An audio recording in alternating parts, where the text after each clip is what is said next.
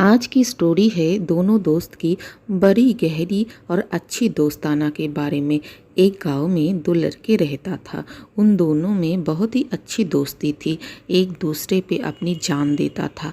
वो दोनों एक साथ स्कूल में पढ़ता भी था, एक साथ स्कूल जाना, एक साथ पास पास बैठना, एक साथ टिफ़िन भी खाना और स्कूल से लौटते वक्त रास्ते में गप्पे लड़ाते हुए एक साथ घर पहुंचना।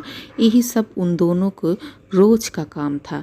अगर स्कूल में किसी के साथ एक का झगड़ा हो जाए तो दूसरे हमेशा उसका साथ देता था, एक गिर जाए तो दूसरा संभाल लेता था। ये सब देख के स्कूल और गांव में इन दोनों की दोस्ती बहुत ही मशहूर हो चुका था। लोग कहते थे दोस्ती हो तो इन दोनों दोस्त के जैसा।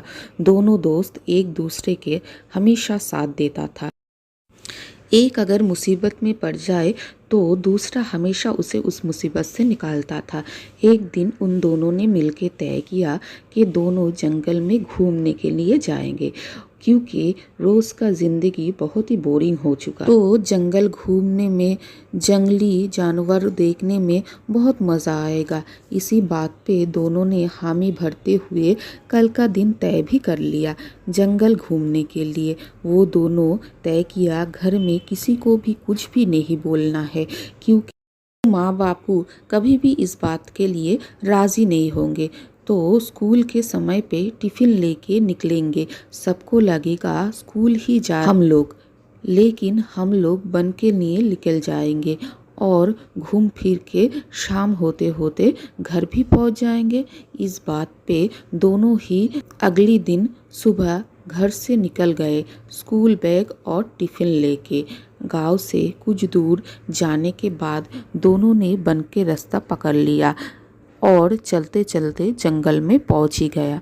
जंगल पहुंचते उन दोनों को बड़ा बड़ा पेड़, बहुत तरह की जंगली फूल और फल देख के बहुत ही आनंद आया। वो दोनों पेड़ की शाखाओं पे झूला झूले, पेड़ का फल तोड़ के खाया और जब खेलते खेलते थक गया तो पेड़ के नीचे ही सो के आराम करने भी लगा।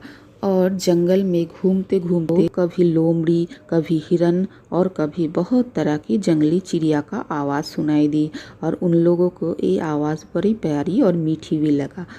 यही सब देखते देखते वो दोनों कब जंगल की और गहराई में चले गए उन दोनों को पता भी नहीं चला। वो दोनों जंगल देखने में ही मगन था, तभी एक जंगली भालू उन दोनों की तरफ बढ़ता हुआ दिखाई दे।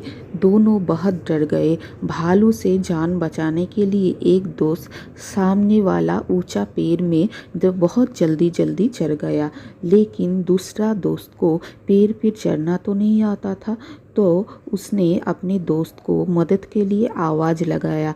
दूसरा दोस्त ने बोला, तुम अपनी ज़िंदगी बचाने के लिए कुछ प्रबंध खुद ही कर लो। तभी उस दोस्त को लाचार महसूस हुआ और बुरा भी लगा। तभी उसने एक तरकीब निकाला। उसको पता था कि भालू मरा हुआ इंसान और जानवर की मांस कभी भी नहीं खाता, तो उसने अपना सांस रोक के ज़मीन पे मुर्दे की तरह लेटने का नाटक किया। कुछ देर बाद भालू आए और ज़मीन पर उस लड़के को पड़ा हुआ रहते हुए देखकर कुछ ही क्षण उसके पास खड़े रहकर फिर चल दिया, क्योंकि उस भालू को लगा कि वो लड़का मुर्दा है, क्योंकि उसने अपना सांस सोया हुआ था। भालू के जाने के बाद पेड़ से उतर के वो दोस्त बोला कि भालू ने तेरे कान में क्या कहा। तो ज़मीन पर लेटे हुए लड़के ने उठ के बैठा और बोला, भालू ने मुझे बोला कि मुसीबत पे वक्त में जो तुम्हें छोड़ के चले जाए वो तुम्हारा दोस्त कभी भी नहीं हो सकता। दोस्ती करने से पहले किसी को भी जांचो परखो कि वो तुम्हारा दोस्ती का लायक है कि नहीं, फिर दोस्ती करो, वरना ऐसे मुसीबत में पड़ोगे। इसी बात पे उस लड़के को समझ में आ गया और वो दूसरे लड़के से माफ़ी भी मांगा, लेकिन उसका दोस्त उसे माफ़ नहीं कर पाया, क्योंकि मुसीबत के वक्त उसने जो उसका साथ देना था वो साथ नहीं दिया, बल्कि उसका साथ छोड़ के उसको अकेला रख के वो चला गया।